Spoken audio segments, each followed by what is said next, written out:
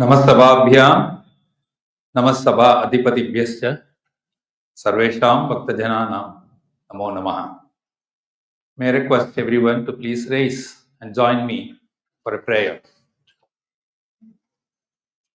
सदाशिवसमारम्भां श्रीकण्ठाचार्यमध्यमाम् अस्मद् आचार्यपर्यन्तां वन्दे गुरुपरम्पराम्.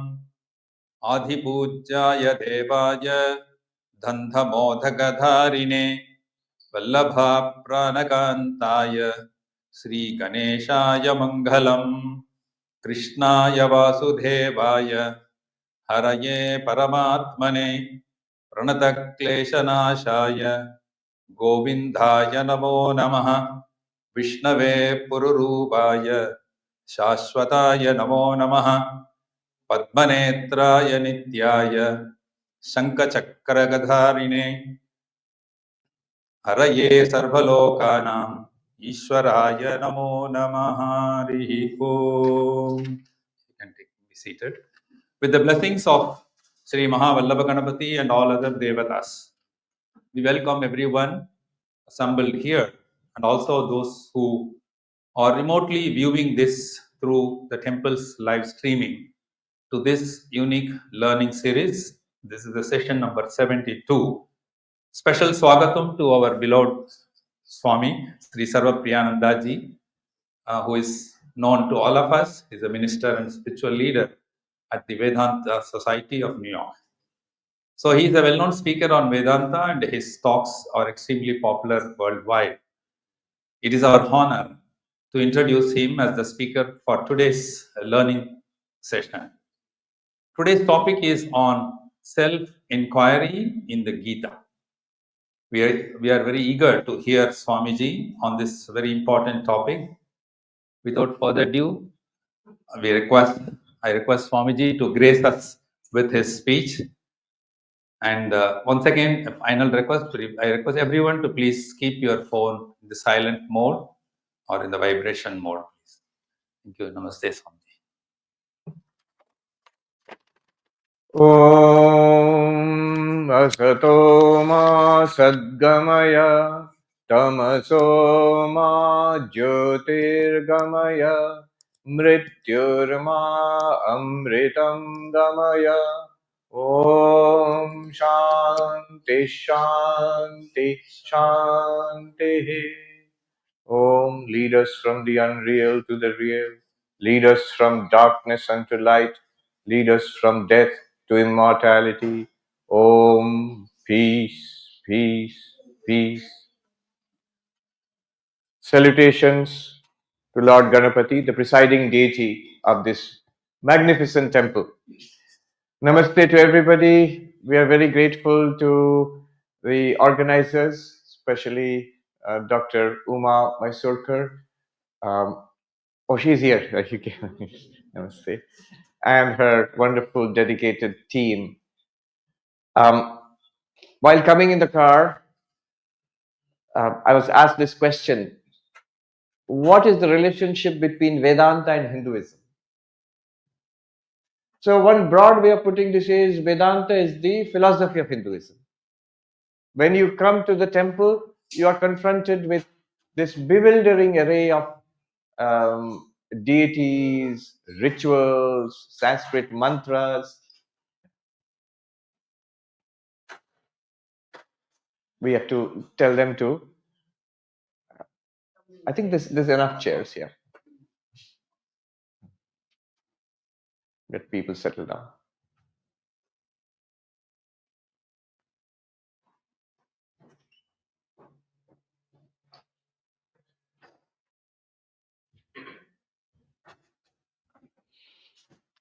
So if you ask the question, what is going on in Hinduism?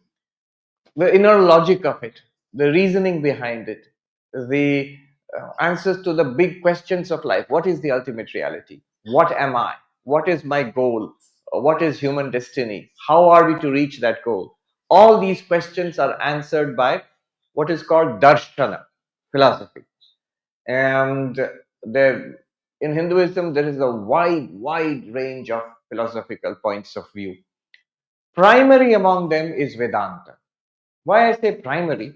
Because most of the other philosophical disciplines, Nyaya, Vaisheshika, Sankhya, Yoga, Purva Mimamsa, these are all, although very much alive with vast textual basis, many scholars are there, but they are not living philosophies in the sense that if you ask a Hindu, are you a Nayayika or a Sankhyan? They will all smile and say nothing like that. We maybe haven't even heard about such things. But we all belong to some school or variation of Vedanta. So Vedanta is sort of practically, it is the dominant philosophy, darshana in Hinduism. Of course, all the others are also there as domains of knowledge. Vedanta itself is based on the texts called the Upanishads, which are parts of the Vedas. And one text in particular, the Bhagavad Gita. So, if people, especially in this country, what is the book in Hinduism? So, the Christians have Bible, and the Muslims have the Quran, and the Buddhists have something analogous, the Tripitaka, the Zend-Avesta for the Zoroastrians. So, what is the book for Hindus? If you want to give one book, I know most of us we will suggest read at least Bhagavad Gita. So, the Bhagavad Gita can stand for Vedanta. It is one of the root texts of Vedanta. Vedanta has this triple root texts: the group of texts called Upanishads, the text called the Bhagavad Gita, and the text called the Brahma Sutras, and then commentarial traditions on it for over 1500 years at the very least. I'm starting with Adi Shankaracharya. But remember, the commentaries on the Upanishads and the Gita go back to before Shankaracharya, because Adi Shankaracharya also refers to earlier acharyas who have commented on the Upanishads, on the Bhagavad Gita, on the Brahma Sutras. So 1500 years or more of commentarial tradition, which have led to multiple schools of Vedanta itself. There is so what happened was, the text called the Brahma Sutras, they are philosophical explorations of various issues which rise out of a study of Upanishads, and depending upon your interpretation of the Brahma Sutras, you have different schools of Vedanta. So for example, Adi Shankaracharya, 1200 or more years ago, he wrote this commentary on the Brahma Sutras known as the Shankara Bhashya. So that becomes the commentary, the basis for the school of Vedanta known as Advaita Vedanta. Then Ramanujacharya, more than 1000 years ago, he wrote another commentary on the Brahma Sutras called the Sri Bhashya. And that becomes the basis of the school of Vedanta known as Vishishtadvaita Vedanta. Similarly, you have Dvaita Vedanta, where Madhvacharya is the Acharya. You have Shuddhadvaita Vedanta, where Vallabhacharya is the Acharya. You have Nimbarka Vedanta, Dvaitadvaita Vedanta, where Nimbarkacharya is the Acharya. You have Achintya Bheda Bhed, so of the Gaudiya Vaishnavas. So these are all schools of Vedanta. Now, this might sound academic. It is not academic. It's part of a living tradition. So, if you ask me, which school of Vedanta do you belong to? Formally, I subscribe to the Advaita Vedanta school of Vedanta. There will be many others who are Sri Vaishnavas, and they belong to the Vishishta Advaita school of Vedanta. Here, many people don't know. People, say, for example, the Hare Krishnas, everybody knows in New York because the ISKCON started in New York. But many people don't know that's also a school of Vedanta, the Achintya Bheda Veda school, which is the philosophy of the Gaudiya, Bengal school of Vaishnavism, Gaudiya Vaishnavism. You have the Vallabha Sampradaya, which follows the Shuddhadvaita school of Vedanta, and so on. So this is the background. Vedanta is the philosophy of Hinduism, and within, just as Hinduism is incredibly diverse, so is Vedanta also incredibly diverse. Of all the texts in Vedanta, we will focus on the Bhagavad Gita. That's why today the subject is self-enquiry in the Bhagavad Gita. Yes. Let's sit down.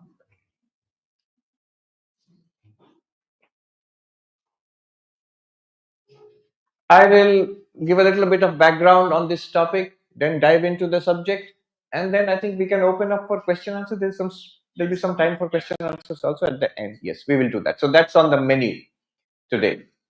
What is this self-inquiry? What do we mean by that? And then look at self-inquiry in the Bhagavad Gita, and then have some question answers. So, if the goal is God realization, enlightenment, and somebody might ask, who says that's the goal? Hinduism says that. What is our purpose in life? Especially in this country, a lot of young people will ask, what am I supposed to do in life? What is my goal in life? Hinduism has very straightforward answers to that. Dharma, artha, kama, moksha. Fourfold goals of human life. And again, you might say, somebody might say, why should they be goals of my life? It's not that Hinduism is saying that these are the goals of your life, these should be the goals of your life. They automatically are. As human beings, these are the things that we pursue. Hinduism just codifies it. People want fun, people want pleasure, people want happiness through various happy experiences. The pursuit of pleasure is called kama. The pursuit of wealth and success in this world is called artha. And to do it within the realm of morality, of ethics. Everybody wants to be good. So that pursuit of goodness, righteousness, morality, ethics, that's called dharma.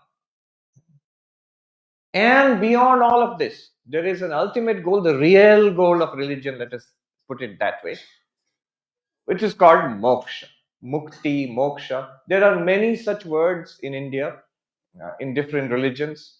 The Jainas will call it kaivalya, kevalin. The Buddhists will call it nirvana. In Hinduism, there are multiple words, mukti, moksha. One ancient word is apavarga, hardly used these days. So these are, and this is important because in one sense, this was the project of India. If you go back 5,000-6,000 years, what was the sort of overall overarching goal, the idea in Indian civilization? That enlightenment, fulfillment is possible. Transcending suffering is possible. Attainment of fulfillment is possible. Heinrich Zimmer, who was the Indologist German, he said the philosophies of India, the Indian thought systems, they only seem to be pessimistic. Like raining now, raining on your parade. They only seem to be pessimistic. Samsara, dukkha, suffering. But they are actually optimistic. Because all of them, except perhaps the Charvaka, which is the materialist school, all of them offer a very high and sublime idea of human nature. That ultimately transcending suffering, dukkha nivritti, is possible. That ultimately attainment of deep and lasting fulfillment, ananda prapti, is possible. And all of them, all these philosophies, all the philosophies which I mentioned, Nyaya, Vaisheshika, Sankhya, Yoga, Purva Mimamsa, Vedanta, also the heterodox schools like Buddhism, the multiple schools of Buddhism, Jainism, all of them have this central claim that it is possible to overcome suffering. It is possible ultimately to attain deep and lasting fulfillment, ananda prapti. And the way to do it was taught by these darshanas, by these different ways. Tremendous diversity, tremendous diversity.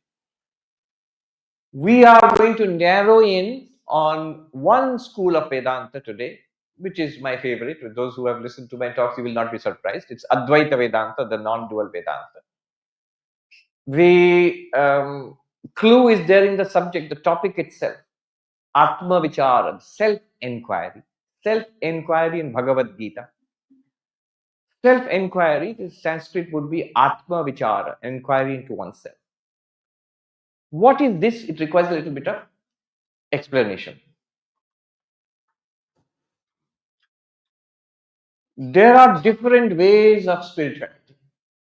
This moksha, nirvana, kaivalya, mukti, God realization, self realization. And in Indian history, throughout Indian history, it was always understood.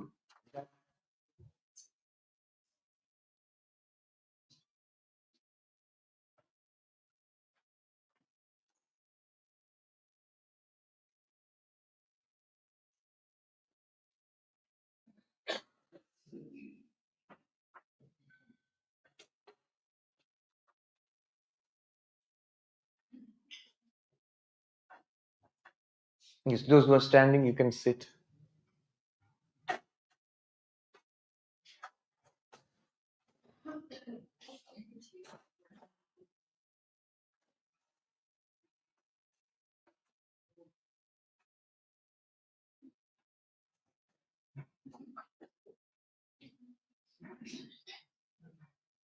You can make a row. You can make a one more row here. In fact, in front, instead of putting it all the way to the back.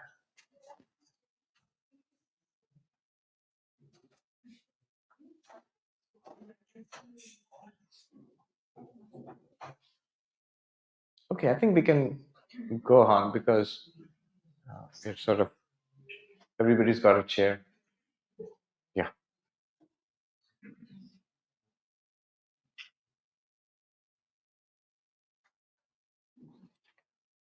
So it was understood that different ways of spiritual practice. One way of being spiritual is the way of devotion, bhakti. This is what you face when you come to a temple. There are deities and there are rituals and there's God. And the way is faith in God, devotion to God, prayer. You believe in the existence of a higher power and you depend on that higher power. You connect to that higher power through meditation, through prayer, through chanting. And based on the grace of that higher power, you attain to enlightenment, freedom, moksha. So that is one way, the way of devotion, the way of faith. And understandable that you find in many religions. If you go to the temple, it's all the way of faith. It's a way of devotion. It's a way of love of God. There is another way, which might be called the way of meditation, where instead of that there is God and I will pray to God and whatever has to be done will be done by God, that's the bhakti way. There is the yoga way, where the way is, the method is control of the mind. The claim is that through meditation, through calming the movements of the mind, by meditative techniques, we can have access to a special kind of knowledge, a special kind of experience. Call it a spiritual experience, a mystical experience. And like Vivekananda put it, if I have an immortal soul, I should be able to feel it. If God exists, I should be able to see God. And the claim in the path of meditation, in yoga, for example, Patanjali Yoga Sutras, they will say the whole problem is that our minds are restless and therefore we are unable to see the truth. If I can calm the movements of the mind through meditation, then the truth about myself will become clear. So in the Yoga Sutras we have Yoga Chitta Vritti Nirodha. Yoga is calming the movements of the mind. Yoga is settling down the movements of the mind. And if I calm the mind in meditation, what is supposed to happen? The Yoga Sutra says, Tada Drashtu Swarupe Avasthan. At that time, the witness consciousness becomes evident in its real nature. It's because of the movements of the mind that we are unable to know who or what we truly are. We think we are this person. But the claim, this is a claim. If you were to calm the mind down deeply, still the mind in very advanced states of meditation called samadhi, there are a variety of samadhis, then you would actually experience for yourself that you are not the body, you're not the mind, you are the Atman, the Purusha, the witness consciousness. And that would constitute freedom from suffering. So that's one way. That's called the way of meditation. Vivekananda stressed that a lot. He said He felt that this is particularly relevant, or you know, uh, uh, particularly evocative in this day and age, which is an empirical age. Suppose people say, I don't believe in that God, I don't believe in such entities. Well, this path tells you don't need to believe. This is a path of, it's a kind of empiricism. Vivekananda says in his introduction to his classic work, Raja Yoga. It's very interesting that the first work that Vivekananda wrote in this country, when he came in 1894, 1893, 1894, he came to New York. In 1895, he was already lecturing and working on his book, Raja Yoga. So the first book he wrote, Vivekananda wrote in America, in his whole life actually, was not a book on Vedanta, not a book on bhakti. It was a book on yoga, meditation. And there he says that this is a kind of science where you practice a certain method and you gather data. Only that this science is an internal science. External science is with our eyes and with our telescopes and microscopes and experiments. We work on the external world and get some information and devise a science thereby.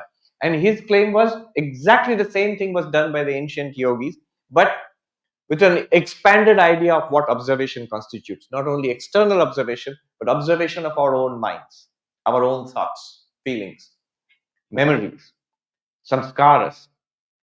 So that's one way, the way of meditation. Let's call it the way of yoga. Yoga means in sense of meditation. In contrast to these, there is a third way, the way of inquiry, the way of vichara, atma vichara, self-inquiry. That's what we are going to talk about. So I'm just clearing the ground. I've not started yet. So that's what we're going to talk about in the next few minutes. Let me again approach the same thing in another way. Our religions of the world and the religions of India, they fall broadly in two categories: subject-centered religions and object-centered religions. What does that mean? It's actually pretty natural. All our experiences in life, whatever we experience in life, is always of this model, subject-object. You are the subject and you experience the world. I am the experiencer and everything here is experienced. So subject object is basically how we live our lives, how we experience the world. In fact, there is no other paradigm. So it falls to, it's reasonable that our religions should also be of these two types. There is one kind of religion which says what we are seeking, the ultimate reality of this universe. It looks into the object, into the universe, that there is a power behind this universe. Notice one common definition of God in all religions which believe in God. One common definition: God is the creator of the universe. So the power behind this objective universe, that there is some ultimate reality which creates this universe, which maintains this universe, which ultimately dissolves this universe, which is omniscient, omnipotent, omnipresent. So this kind of religion is what one might call a God-centered religion. A more technical term is theistic religion. One might say, but aren't all religions God-centered? That's what people in the West thought until they came in contact with religions from India like Buddhism, Jainism. So there are religions which are God-centered. Hinduism broadly is God-centered. If you go to the temple, the whole temple is a temple of God in a wide range of approaches. Presiding deity is Mahaganapati, but all other deities, they're all the same reality, but in various names and forms, various traditions within Hinduism. So it's a very theistic atmosphere which you get in the temple. But so is Christianity. It's God-centered. So is Islam. It's God-centered. Zoroastrianism, Judaism, these are all God-centered religions. Can there be any other kind of religion? Of course there can be. It was a surprise to people in the West, but in India we always knew this from the very ancient times. There is Jainism, which is an elder contemporary of Buddhism. Jainism is not God-centered. Those who are Jains, those who have studied Jainism, it's not about God. There is Buddhism, which is not at all God-centered. Buddhists are either agnostic about God or openly atheistic about God. So how is it a religion? Well, as I said, there are two approaches to religion. One is an object-centered and another is subject-centered. Jainism, Buddhism, and certain traditions within Hinduism they focus on the subject. Instead of the search for God, the search is who am I or what am I? Inward. Buddhism is not centered around worship of a God. Buddhism is centered around self-realization. So is Jainism. In Hinduism, both kinds you can find. Vaishnavism, Shaivism, Shaktaism, they are all God-centered. But if you take something like Patanjali Yoga, Yoga Sutras of Patanjali, self-inquiry, it is answering the question, who am I? If you take an approach like Sankhya, self-inquiry, no talk about God. At least in Patanjali Yoga, there is some talk about God, but the goal is not God. The goal is self-realization. So these are these two broad approaches in religion. Think about it. You will find these two broad approaches. And personally also, each one of us, we are some combination of these two. Some of us are deeply devout. We are God-centered. That's our mental makeup. We have faith. We are faith-based. We believe in God. We pray to God. We meditate upon God. We worship God. Personally, that's how our mental makeup's like that. So in Hinduism, the variety of the mental makeup of the individual seeker is very important. Whereas there are others who might say, yeah, God is fine, but I'm not really interested. I want to know, what am I? Who am I? My problem is centered around myself, not around God. God is fine, but it doesn't help me. Who am I or what am I? So that kind of approach, Sankhya deals with that. Yoga deals with that. And you'll notice till now I have not mentioned Vedanta. In Vedanta, you have a multiplicity of approaches. I said Vishishtadvaita Vedanta, Dvaita Vedanta, Shuddhadvaita Vedanta, Dvaitadvaita Vedanta, Achintya Bheda Bhed. All of these, which I just listed, all of them, great variety. But one thing is common to all of them. They are all God-centered. All of these. The ones which I mentioned. I still haven't mentioned Advaita Vedanta. So these are all God-centered. That's why Revered Swami Tapasyanandaji, who was the vice president of the Ramakrishna order long ago, he was in Chennai, he wrote this book, The Bhakti Schools of Vedanta. So in that book, the chapters are Vishishtadvaita Vedanta, Dvaita Vedanta, Shuddhadvaita, Dvaitadvaita, Achintya Bheda, 5 schools he has mentioned there. But he has left out Advaita Vedanta. What is Advaita Vedanta? Advaita Vedanta is an interesting approach. What it says is, what you find in the God-centered approach and what you find in the subject, the who am I approach, self-inquiry approach, is the same thing. By looking for God, you will realize what you will realize. By looking for who am I, you will realize the same thing. This is the inner meaning of what is called Mahavakya, the great teaching. Tat Tvam Asi. That you are, or you are that. That means what? God. There, that. God. The creator, preserver, destroyer of this universe, omniscient, omnipotent, omnipresent. That reality, which all God-centered religions are worshipping in different ways. That's another great thing about Hinduism. At no point is there any controversy or discussion that what I am worshipping is God and what you are all worshipping is false. Never. That's a very immature way of looking at things. That has never been an issue in Hinduism. What in Hinduism, what has always been there, I am worshipping in this way and this is God for me. And I understand you are worshipping the same reality but in your own way. I worship as Ganapati, you worship as Shiva. You worship as Shiva, she worships as Vishnu, Narayana. He worships as Devi, the Divine Mother. All of them are one reality. But in Vedanta is called Saguna Brahma. So, what you find in the God-centered approach and in the self-inquiry approach, that what you find beyond the body and the mind, that Atman, the pure consciousness, they are one and the same. What does Tattvamasi mean? Tat means that reality, God. So for the Vedantin, Tat, that, Tat, the Sanskrit Tat and the English Tat mean exactly the same. It just means that. Look at the neutral words used often in the Upanishads. Instead of using a sectarian word, Vishnu, it uses Vishnu, Shiva also is used, but also that, Tat, being, Sat, existence, Chit, consciousness, Ananda, bliss. So what does Tat mean for the Vedantin? When the Advaitin looks at Ganapati, Tat. Looks at Shiva, Tat, same Tat. Looks at Durga, Kali, Tat, that reality. And it's exactly that same reality, which you are worshipping in various forms. So from an Advaitic perspective, first result will be there is no fanaticism regarding God. Impossible. That's why you will find Adi Shankaracharya. He has written beautiful hymns to Vishnu, to Devi, to Shiva, to Ganapati, to Ganga, to Krishna, to Rama. So various forms of God and various incarnations.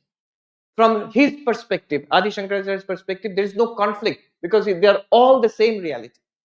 What reality? Tat. Now, there is another term, Tvam. Tvam means you. What am I? The enquiry will be there, which we will see today. And that enquiry will lead us to a point where we will see what that Tat is. Tvam also is exactly the same thing. Very startling, stunning revelation that we are not what we think we are. That these simple bodies, little bodies and minds, little jivas, little sentient beings. This is just the surface level. Deep down, our reality is infinite. And what we will find with that self-inquiry, today itself, we will see.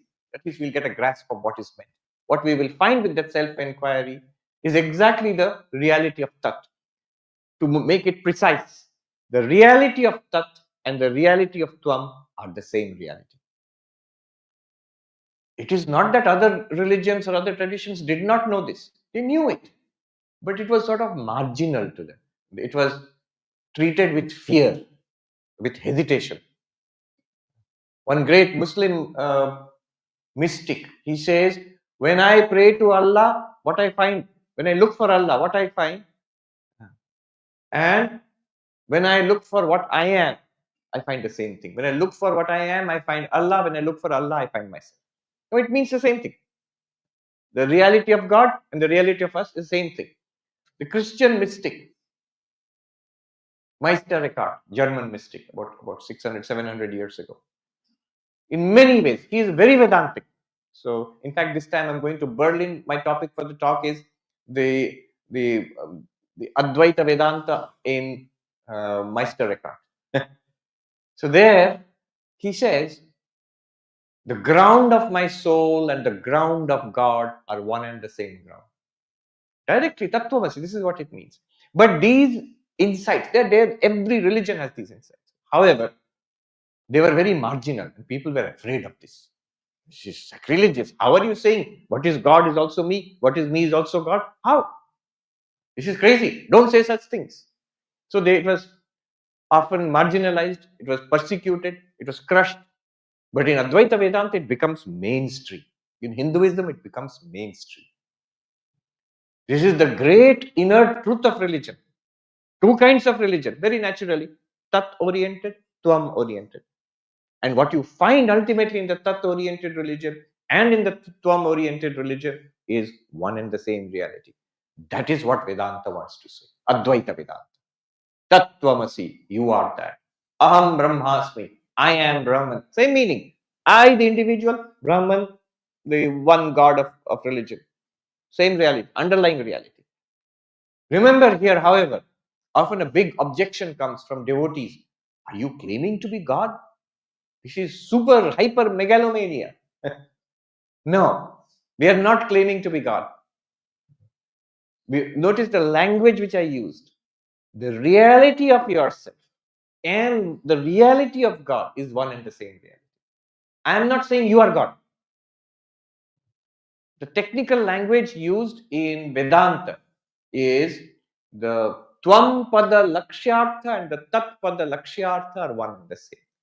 The implied meaning of the term tat and the implied meaning of the term tvam, you, are one and the same.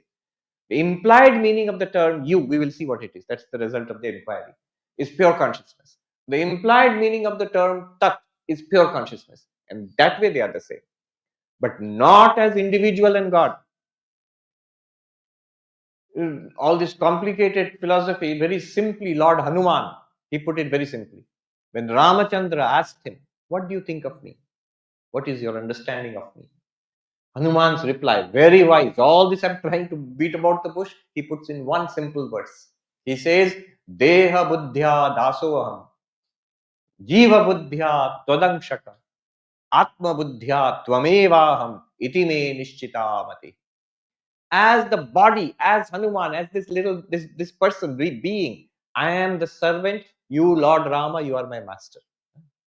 And as the jiva, this sentient being who has gone through many lifetimes, in this lifetime Hanuman, you are the whole, Purnam. I am your part, this part whole relationship. And as the Atman, as the real self within myself, what I really am, you and I are one reality. He says to Ramchandra, you and I are one reality, one Satchidananda, one limitless existence, consciousness, bliss. As Hanuman, servant, Rama, master. Servant and master relationship between God and the Jiva. I consider myself your servant. You are my master. As the Jiva, Jivatma, you are a part of Paramatma. Part and whole relationship. This is called Amsha Amshi or Sesha Sheshi in Sanskrit. And then as the Atman, as Satchidananda, when Shankaracharya sings Chidananda Rupa Shivoham Shivoham, I and you are one, O Ramachandra, Hanuman says. Which one is correct? Iti me nishchitamati. This is my final conviction. All three are correct, but different depending on the perspective. And that's why Hanuman, knowing that Aham Brahmasmi, I and Rama are one, knowing that, but as Hanuman continues as servant of Rama. It is possible. One may ask, many people misunderstand Advaita Vedanta. Why does Shankaracharya write so many devotional hymns? Is it only for those who are unenlightened? Some people misunderstand. They said, oh, it's only for dummies. Those who are enlightened, they will not. So those who are enlightened will not have any devotion. Complete misunderstanding of Advaita Vedanta. Complete misunderstanding. Look at Hanuman's model. My innermost knowledge is Aham Brahmasmi. I, that Brahman, manifested as Hanuman, is the eternal servant of the eternal Rama. No contradiction there. So when Shankaracharya is writing devotional hymns, Bhaja Govindam, it's not for a lower category of person. It is an expression of devotion which is very much in consonance and harmony with his non-dual realization. For Hanuman, Dvaita, dualistic relationship with God. You are the master, I am the servant. Vishishta Dvaita, part and whole relationship with God. You are the whole, I am your part. And the non-dual identity with God, Aham Brahmasmi. All three are correct. All three are correct. And all three are possible, but from different perspectives. As body, dualistic relationship. As Jivatma, whole and part. As Paramat, as Satchidananda, existence, consciousness, bliss. Only oneness is possible. And all are fine. In the Bhagavad Gita, Sri Krishna in the 13th chapter takes us on this journey of self-inquiry. Atma Vichara. He says to Arjuna, Idam shariram kaunteya kshetram mityabhidhiyate etadyo vetti tam prahu kshetrajya iti tadvidaha. Says, O Arjuna, this body, yes, what about this body? Label it, give it a name, field, kshetra, field, call it a field. Okay, then, and the one who experiences the body from within, right now, we are all experiencing the body. You call yourself the knower of the field, kshetrajya. Field, knower of the field. The body is the field, and I am the knower of the field. Okay, so now in this simple instruction, the gateway, the key to the kingdom of Vedanta has been given here. Notice, he says, the body is the field and you, the experiencer of the body. We are the experiencer of this body from within. We are the knower of the field. That means by saying that itself, he's showing that we are not the body. Otherwise, he would have said, the body is the field and you are the field. You are that body. He doesn't say you are the body. He says you are the knower of the body. And this gives us an opening, a key. What is the key? It's an analytical tool. It's a knife, an analytical tool to cut reality, to dissect reality. Same idea which we started with, subject object. But now applied in a very interesting way, which we never thought earlier. The key here is the knower and the known are two different entities. The seer and the seen are two different entities. The field and the field knower are two different entities. The subject and the object are two different entities. Same thing cannot be subject and object at the same time. Okay, so what? Now, when it comes to the world, we are aware. This is an object. This is an object. I am the subject. Very clear. This is separate from me. I am separate from it. But when it comes to the body, something interesting happens. Am I aware of it as an object? Yes, I can see it. I can see this thing. I can see the body also. I can touch the body. I can smell the body. I can taste the body. If your tummy is rumbling with hunger, you can hear the body. All of our 5 sense organs, they objectify the body. And it becomes an object. And yet, interestingly, we treat the body as subject.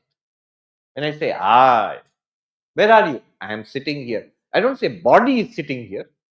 I am, the field is here. I am the knower of the field. No, I say I am sitting here. Sometimes we say my body, but we behave as if we are the body. We think, walk, talk, behave, right? Claim we are the body. So here Krishna is pointing out that you're making a serious, fatal error where you get trapped in samsara. The source of suffering is this identification with the field. You're not the field, you're the knower of the field, but somehow you are taking the field as yourself. We all understand the difference between subject and object. Subject and object are different. And yet, even when we say that, we are taking an object to be ourselves, the subject. The body is an object, and we take the body to be ourselves. So the first, the self-inquiry starts here with what we consider to be the self. Self-inquiry, inquiry into the self. But what is the self? The body, we start here. This is our first idea of the self is here. Point out yourself. This one. Oh, is the body? Is it you? Yes, I think so. Krishna says, call the body a field and call yourself the knower of the field. See that you are the subject and the body is an object like this object. This object, body is also an object. Clearly it is an object. And you are not the body. This is a tremendous, tremendous insight. The first result, only first result of our self-inquiry. Atma Vichar. We think body is Atma, self. Now we see first result is body cannot be Atma. Body is an object. Body can be your vehicle. Yes, you can be embodied there. You are embodied there. But it's like a vehicle. In the Upanishad, it's called a chariot. Kata Upanishad.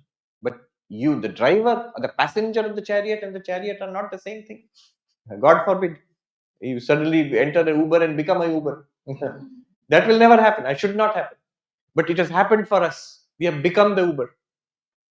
This is not even our Uber. It's a rental. So we have it's an app. We put in a request and God has sent this. Now we're sitting in it. Yeah. So it's just like one of those driverless cars. Day before yesterday, I was in Austin. Plenty of those driverless cars were coming and going. No driver. You call it. But suppose you say, I am this car. So I am not the body. Although the body is there, I am embodied in the body, experiencing it. I am the knower of the body. I am the kshetragya, the field knower. So my conception of Atma shifts from body to the knower of the field. But it goes further. Our mind. Am I the mind? Here most people will say, yes, that's who I am. I am this mind, these thoughts, emotions, this personal story, my own narrative. This is who I am. But again, apply the same in the analytical tool given to us by Sri Krishna. Field and field knower. Am I aware of the mind, my own thoughts, my desires, my unhappiness, my frustration, my dreams, my memories? Am I aware of it? Of course I am. Who else is aware? When I'm happy, I'm aware of my happiness. When I'm in pain, I'm aware of my pain. So all the activities, inner feelings and ideas and memories which are going on here, which we call broad term mind.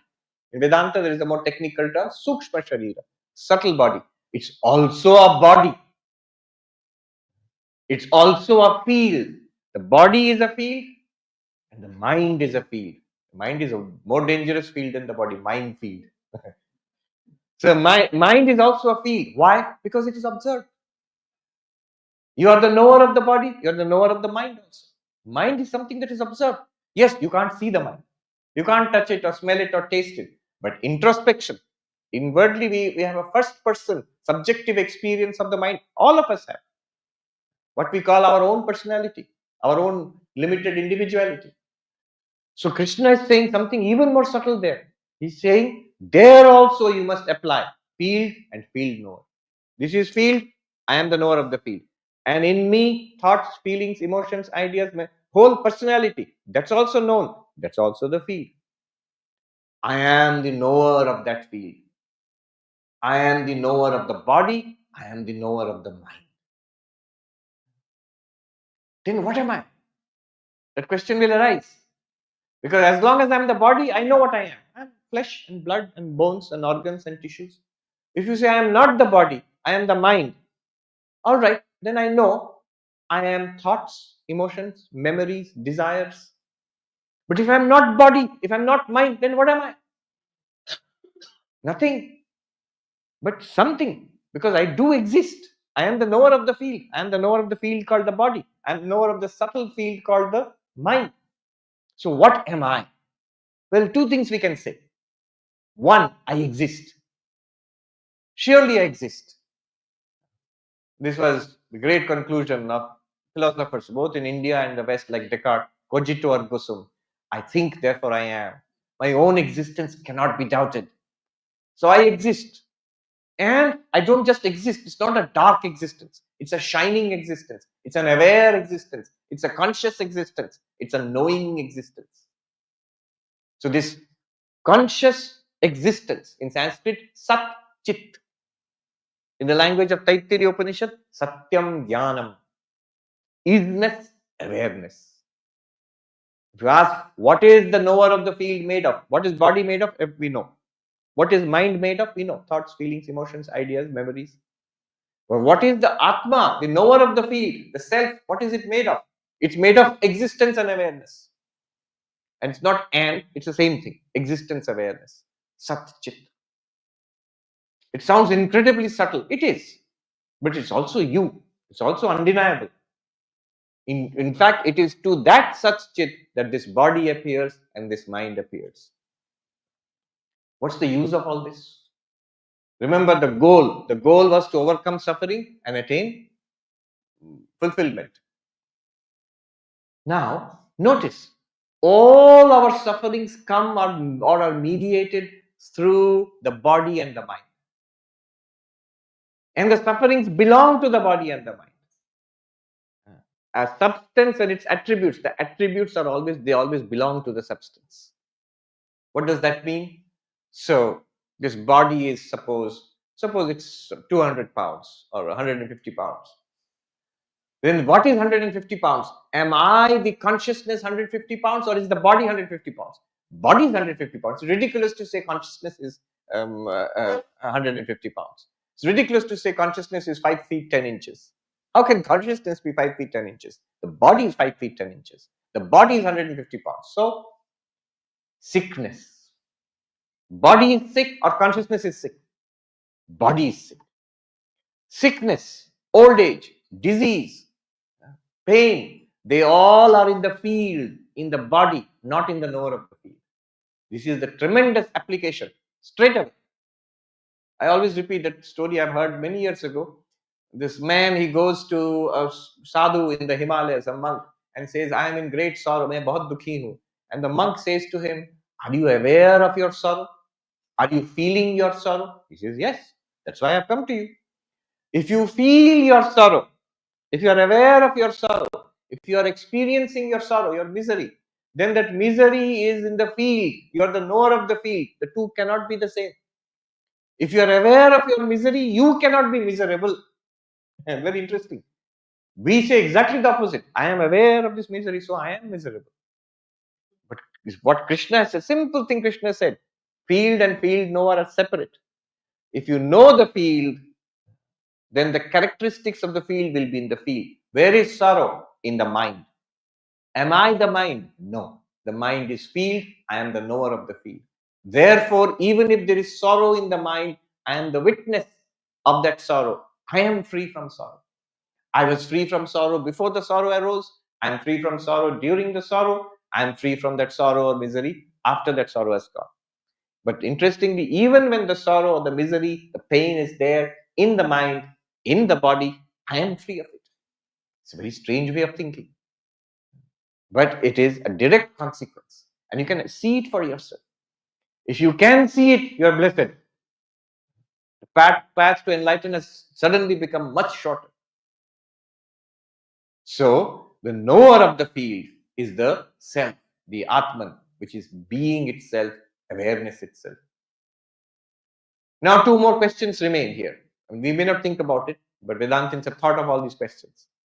So, there are all these fields. So many are there. How many knowers of the field? Kshetra, field, how many? Thousands, millions, billions, as many living beings, so many fields, even animals and all. Then how many knowers of the field? We naturally sort of instinctively think in each field there is a knower of the field. And the question also arises, we're talking about religion, sitting in a temple. Where is God in all this? Is God the field or knower of the field? If God becomes the field, then God becomes an object. If God becomes a knower of the field, then I become God, which is very strange. So where is God in all of this? In the next verse, Krishna answers both questions. Two questions. How many knowers of the field are there? How many consciousnesses? How many existences? If you can use that kind of language. And what is God? Where is God in all this? Krishna answers in one sentence. The first sentence of the next verse. Kshetragyam chapi mam vidhi sarva kshetreshu bharata kshetra kshetragyayor jnanam yattadjnanam matam mama. O Bharata, O Arjuna, in all these fields, remember, he was there in the field of battle. That's why calling it a field is very appropriate. Thousands of soldiers and horses and elephants and whatnot.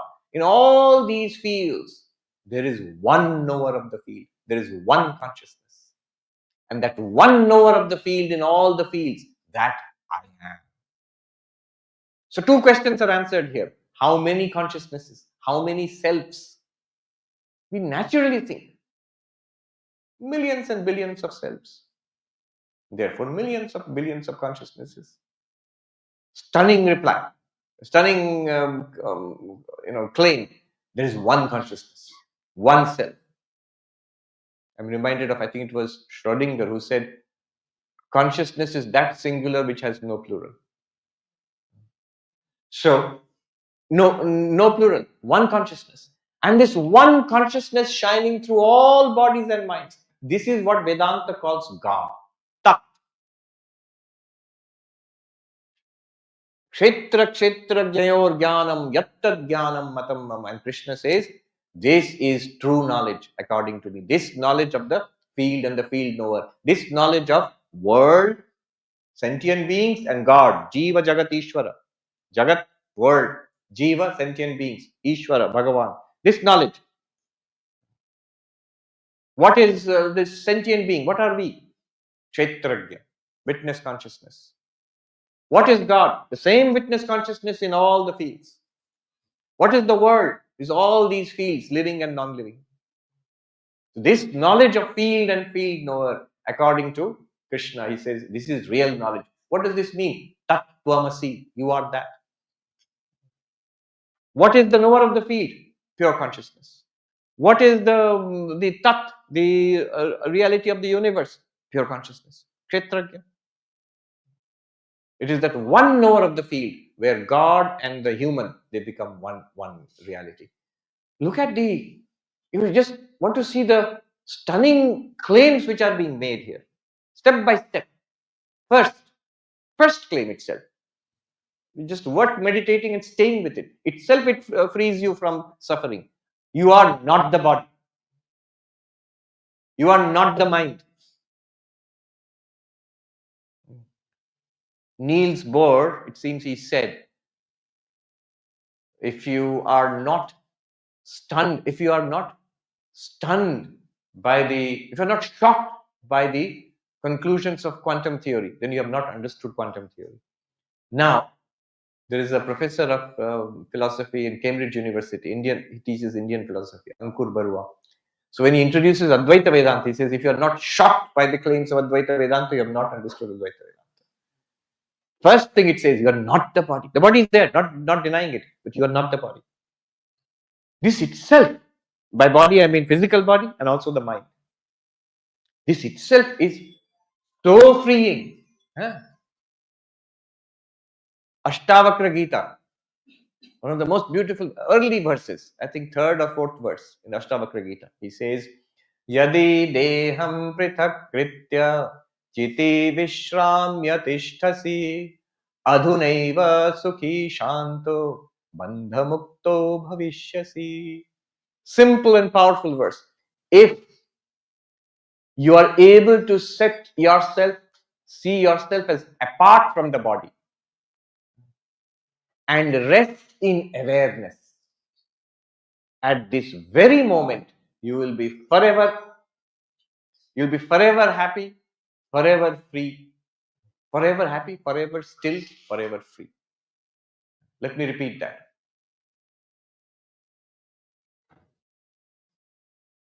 Yadi deham prithak kritya. If you can set the body aside. How? Not physically. He's not telling you something weird like you have to come out of the body, out of body experience. No. You can see the body as an object, kshetra, field. And set the body aside, then what about me? And rest in awareness. Rest in consciousness. As what?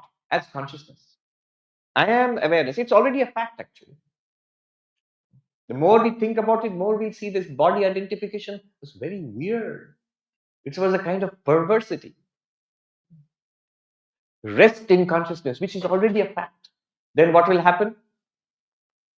Adhuneva, right now, right here, right now.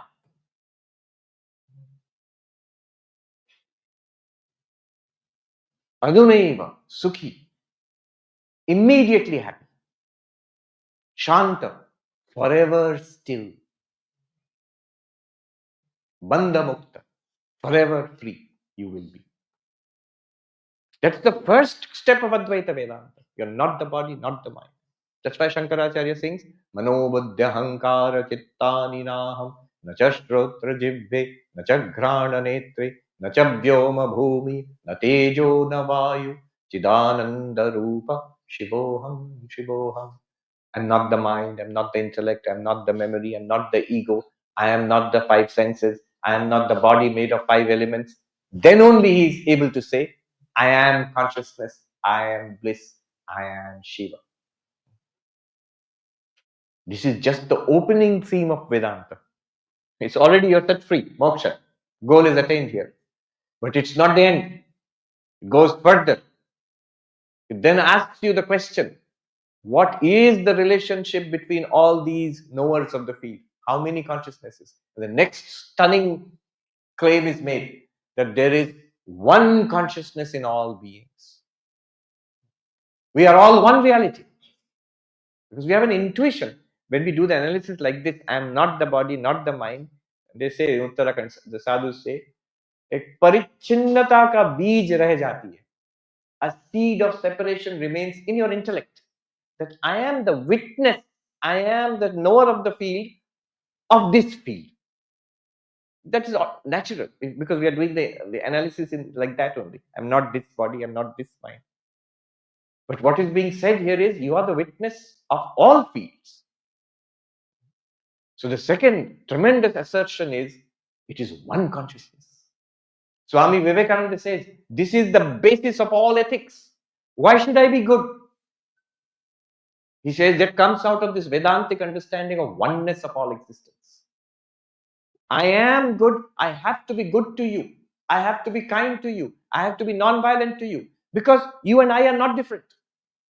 The way we instinctively take care of ourselves, the enlightened one will instinctively take care of everybody because the difference between ourselves and the other is eliminated here. The moment Krishna said, I am the field and I am the knower of the field in all fields. Kshetragyam chapi mam vidhi sarva kshetreshu bharat.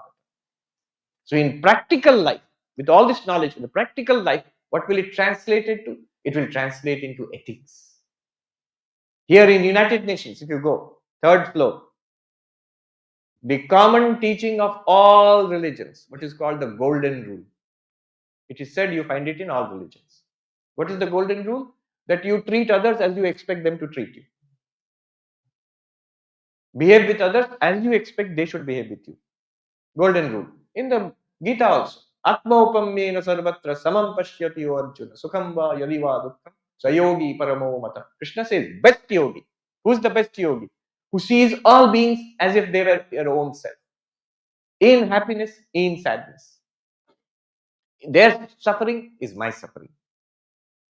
And their happiness is my happiness. Not as a cliche, not as a slogan, but as a fact. Just as I try to remove my own suffering, I will automatically try to remove their suffering also because it is my suffering. Just as I try to increase my happiness, I will automatically try to increase their happiness because it is my happiness. This is the golden rule of all religions. Only thing is that no justification is given. Suppose someone asks, yes, United Nations written big, like a rock carving. Suppose someone asks, no, why? My happiness is my happiness. Your sorrow is your sorrow. Why should I care? So, there's a joke among those who are tradesmen here, don't feel bad. It's a joke among the traders in the big bazaar in Calcutta. We heard it long ago. So, one trader is saying to another trader, merchant, is saying, we are all one. एक ही हैं, we are all one. तारो माल, मारो माल. तारो माल, मारो माल. All your property is my property. Maro mal, my property.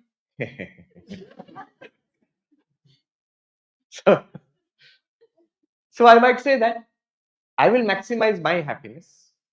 I will minimize my sorrow. Why do I care about yours? Advaita Vedanta answers. It gives the reason, the philosophy behind the golden rule. Because of this underlying oneness of all existence. So this is another stunning claim of Advaita Vedanta. All ethics is grounded on oneness. Then there is one further claim, the most stunning claim, that the ultimate reality, the non-dual reality, existence, consciousness, bliss, Brahman, is you, Tattvamasi. That's the final, the most dramatic claim. You are the universe. We are this entire universe. So this is the conclusion of self-inquiry, and we have also exactly run out of time. Remember, in Vedanta, it is always inclusive. Jnana, bhakti, karma, dhyana, they are not taken as separate. Whether it's Advaita Vedanta, Vishishtadvaita Vedanta, Dvaita Vedanta, the definition of what is knowledge will differ. But everyone has a knowledge tradition. Everyone has a devotional tradition. And every one of them has some kind of meditative tradition. Everyone has karma, ritual, service as part of it. So Sanatana Dharma, always all practices are included. So this is just as a concluding footnote to it. Because I have stressed the path of self-inquiry. and people might find it very fascinating. If you really like it, if it works for you, blessed. Ishvara anugraha deva pumsam advaita vasana. Avadhuta Gita says it is the special grace of God that you have a liking for non-duality. If you don't like it, you're safe. The problem is most of us, we like it, but we are sort of half knowledge, little knowledge. Then we get into trouble. So always supplement it with devotion. Always supplement it with seva, service. Always supplement it with regular meditation. Jnana yoga always goes with dhyana, meditation, service, karma yoga, and bhakti, devotion. Not in isolation. Not in isolation. Asking for trouble. All right. With that note of caution, in Latin they say, ceteris, no. What is that? Buyer beware. Caveat emptor. Caveat emptor. So caveat emptor. Buyer beware. Always take it with proper, strong medicine always requires good vitamins to go with it. So jnana medicine, but with bhakti vitamin, meditation with vitamin, and karma yoga vitamin. Otherwise, you'll become more sick. Good. Thank you so much. Thank you.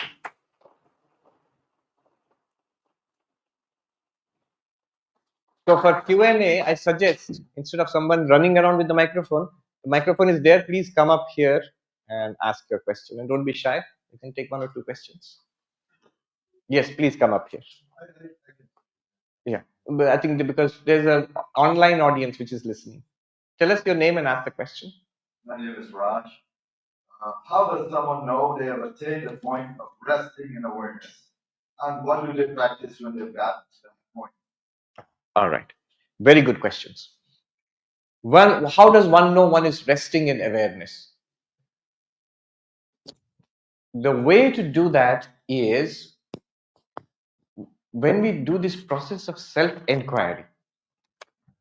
This process of self-inquiry, which we talked about today, the field and the field knower. So there are these. You have to keep it switched off. If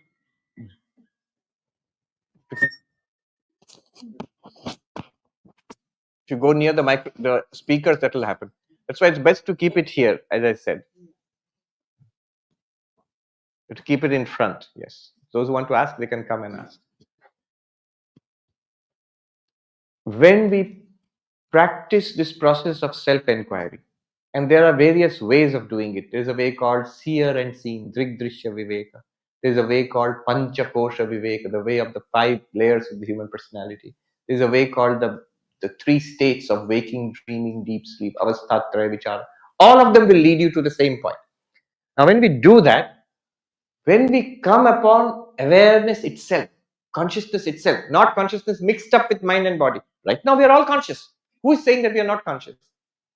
But what Vedanta is talking about is consciousness itself. One monk was asked, Aham Brahmasmi, I am Brahman, and I'm just this guy. What's the difference between these two eyes? I am Brahman, I am this guy. I am this guy, I am Sarvapriyananda, I understand it very well. Now, can you tell me what is that I which can say I am Brahman? And the answer from that monk was, just the I am, without anything attached to it. That I am can say I am Brahman. So I am body, I am this personality, I am here, I'm so old, or I belong to this race or religion. All of these I am plus something. If you have the bare I am. So by the process of this self-inquiry, we will arrive at that because it's already there. The moment you arrive at that, you see for it, it's a clear breakthrough. You see, oh, I see. It was always there. I never saw it till now. The moment it comes, there's no going back. You can't back out of it. That's why I say let's not be in a hurry to become enlightened. There is no backseas. The enlightenment shop will not take it back. So once you walk through that door, you see, oh, this is what I am now. Then the question of how do I rest in awareness? That was the question. How do I rest in awareness? That question will become moot. You will see that I am, I always was, am, and continue to be choicelessly awareness. I have no option regarding that. I only thought that I was this body mind. But even then I was just awareness. Just like your Raj. If you ask the question, what are the practices? If I ask you, what practices do you do to rest as Raj? You say, nothing, I am Raj. Similarly, even more so, I am awareness. There is no two ways about it. There is no choice regard. I cannot choose not to be awareness. So that's one answer to your question. That's the direct answer. No more practice is necessary. If the inquiry is successful, you will see for yourself, choicelessly you are awareness. No more practice is necessary. In fact, the very question of why should one practice will arise. However, this is Vedanta, this direct answer, but there's a practical answer. For a long time in the process of self-inquiry, even in the advanced stages, this question will become a serious question.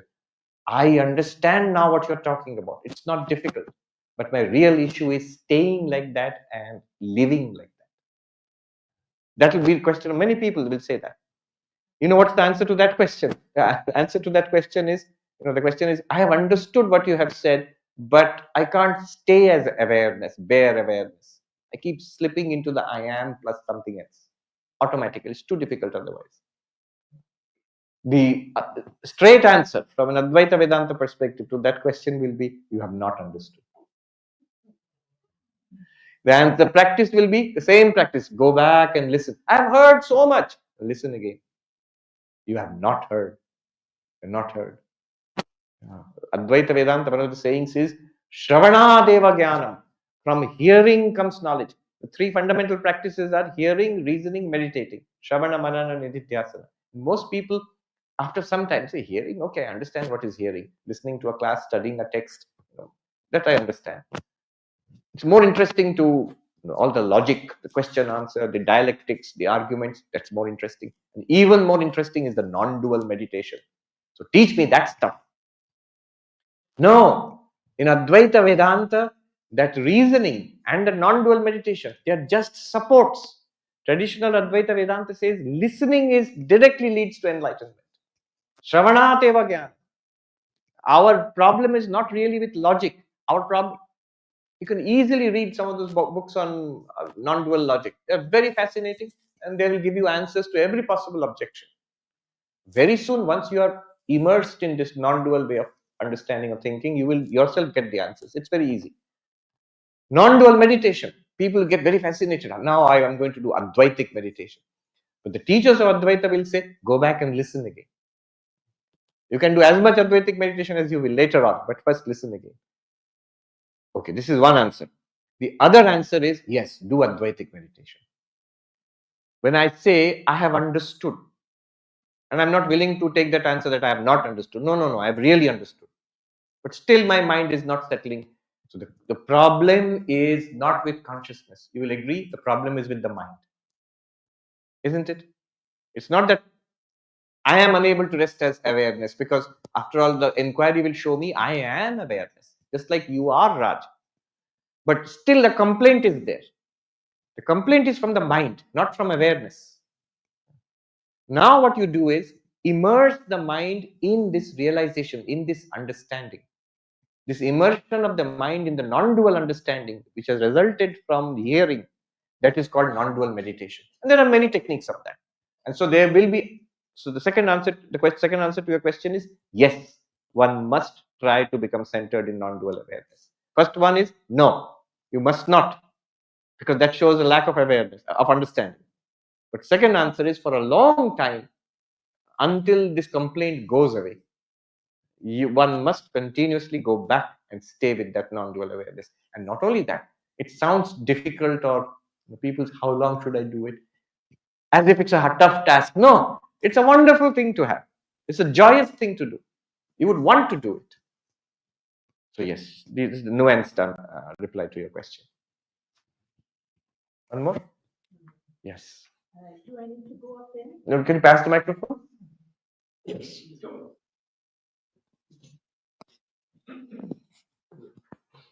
Tell us your name and ask the question. Gita, and my question is, when in our deep sleep, Are we very close to that state, but we are not aware of it? The answer from the Upanishads is yes.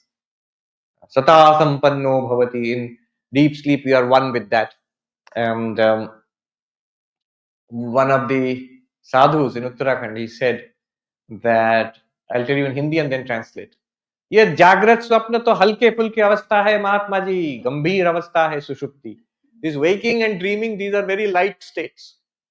The really profound state is deep sleep. Because for a practical person, the waking state is the most important thing. But deep sleep is useless. Dreaming is superficial. Waking, this is where our lives are being led. Even your Vedanta is in the waking state, right? So, Vedanta says no, deep sleep is the profound state.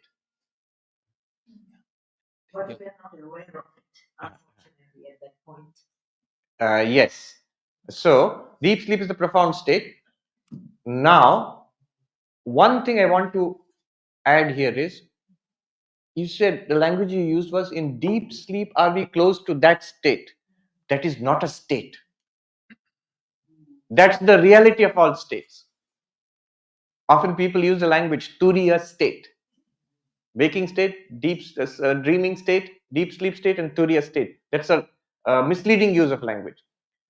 According to the Mandukya Upanishad, turiya is the reality of waking, dreaming, deep sleep. Is the underlying reality of all states. States belong to the mind. States belong to the body. States belong to the world. In Krishna's language, states belong to field, kshetra. Consciousness itself has no state. It is just the reality. I give the example of gold and ornaments. So gold is put in the form of, say, a necklace. Then gold is put in the form of, say, a ring. Then gold is melted and put in the form of a lump of gold. Now, if somebody, your question is like, so which ornament, which shape is closest to gold? Is that lump of gold closest to gold? Your answer will be, each one is exactly the same as gold, because there's, how much is the difference between the golden necklace and gold? No difference. How much is the difference between golden ring and gold? No difference. How much is the difference between golden lump and gold? No difference.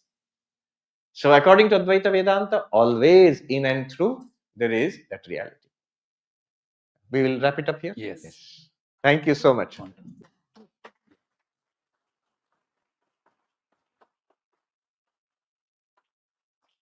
Okay, we are very much blessed today to have listened to the Swamiji's speech, this learning series, and hopefully everyone gain knowledge on this faith that we belong to and feel proud of it. We look forward to seeing him again.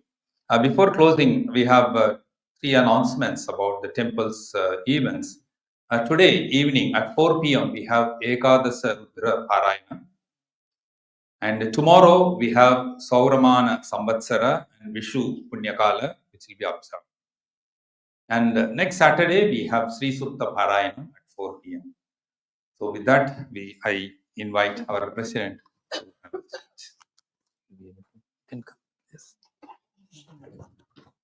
We wish to honor the Swamiji by the president.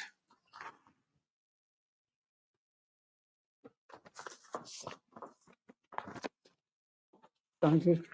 Thank you so much. I need a lot of your blessings. Prayers. That's just sorry. I just am. Thank you so much. Thank you so much. Thank you for coming. More often because I know you're in It keeps increasing each time.